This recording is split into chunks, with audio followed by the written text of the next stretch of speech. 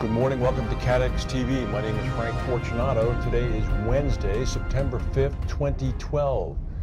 Several hours ago, Christchurch, New Zealand was hit with a large hailstorm that people on the ground likened to, quote, a bomb going off. The hailstorm included 20 millimeter hail balls or hail stones, which are about 0.8 of an inch wide. It's supposedly a 1 in 10-year event, according to the New Zealand Meteorological Service. A number of claims are expected, mainly due to damage to glass conservatories. No doubt a heavy rain warning is in place for Christchurch for today.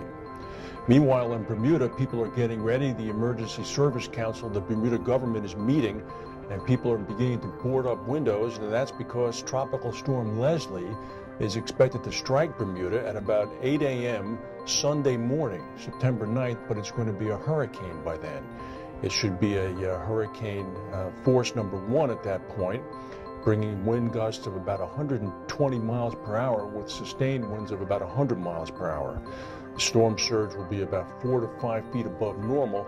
However, it's not expected to do much damage to Bermuda. Bermuda is obviously in the flight path of a number of hurricanes, and they're well prepared there. Meanwhile, yesterday in India, actually it was earlier this morning, an explosion and a fire ripped through a fireworks factory in southern India, killing at least 40 workers. The event occurred in Sivakasi, which is a town in Tamil Nadu province. The fireworks factory is owned by the Om Siva Shakti Fireworks Company.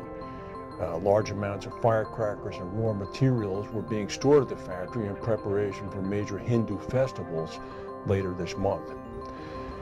Some reinsurance news. Joseph Sullivan has been named the new president of W.R. Berkley's U.S. Facultative Managing Agency, FAC Resources.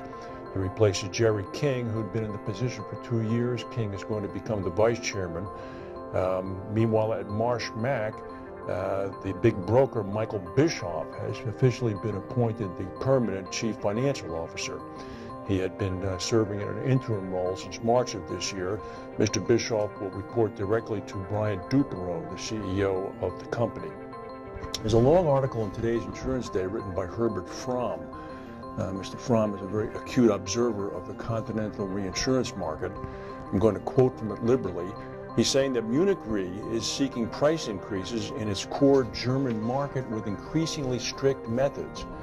A board member of a multi-billion-dollar continental insurer, a German insurer, who wished to remain anonymous, said that Munich Re had sought price increases of 100% at the 2012 renewals for the company's large storm exposure. When this gentleman displayed clearly that he was unhappy with this announcement, the Munich Re man tried to sweeten the deal by offering a staggered price increase over 2 years of 50% each year. Not much of a deal. In negotiations, Munich Re justified its sudden demand by highlighting changes in storm risks that had showed up on their in-house model.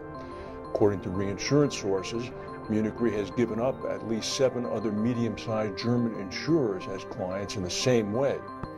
The reinsurance market leader seems not to be alone in this. According to a commentator at Aon Benfield, we're experiencing a major change in the system. Munich Re seems to be no longer as concerned as they were about maintaining German clients. They're moving closer to the Anglo-Saxon model, which is seeing reinsurers and insurers meet annually and sometimes switching off in order to get the best prices. Aon Benfield, of course, would benefit from this in that medium-sized and primary insurers would have to look around for new reinsurance coverage every year. From Munich Re's point of view, Mr. Fromm said, the approach makes sense. If German primary insurers are not prepared to pay the prices demanded, Munich Re will offer the capacity elsewhere, i.e. Asia or U.S. crop insurance. It's interesting to remember that reinsurers are essentially like banks. They provide one product, and that's coverage. It's best for them if they can get the maximum price for that coverage, and since these reinsurers are largely global operations, it doesn't take a rocket scientist to figure out what they're doing. Meanwhile, speaking of reinsurers, Aon Benfield has come out with a report saying that reinsurers have further increased the record levels of capital that they hold. They're now up to about $480 billion of funds. This is at the midpoint of the year. The growth has been fueled by higher pricing in lines of business affected by last year's record-breaking natural catastrophe activity. The $480 billion represents an increase of 5% compared with the beginning of the year. Well, sometimes in the United States you see these happy ads about the Gulf Coast recovering after the BP oil spill. Hopefully that's correct. This is not going to be good news for them. Tens of thousands of rats killed by Hurricane Isaac have washed up on the shores of beaches in Mississippi. When Hurricane Isaac lifted the tide, the water washed across the marshy areas of Louisiana where the semi-aquatic rats lived, forcing them to ride the waves into Mississippi until they succumbed to exhaustion and drowned. The tides then deposited their bodies on the Mississippi shoreline. As of this morning, about 16,000 rodent carcasses have been collected in Hancock County, where a hired contractor's cleanup efforts are expected to continue for another week. In the next county over, Harrison County, officials decided to carry out the work themselves using shovels and pitchforks. Harrison County employees have already removed 16 tons of dead rats from the beaches since Saturday. They've taken them to a local landfill.